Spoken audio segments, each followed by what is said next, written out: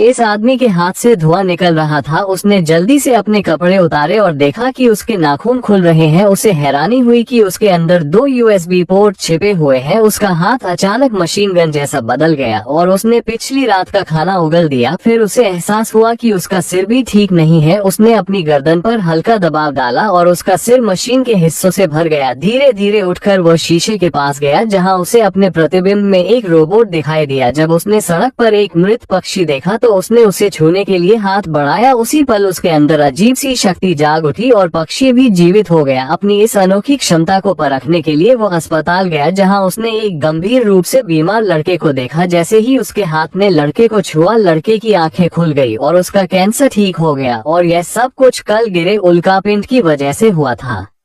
लेकिन उसे ये भी नहीं पता था कि पास में ही एक और युवक था जिसे रोबोट में बदल दिया गया था, जबकि वो आदमी अभी भी इंसान था।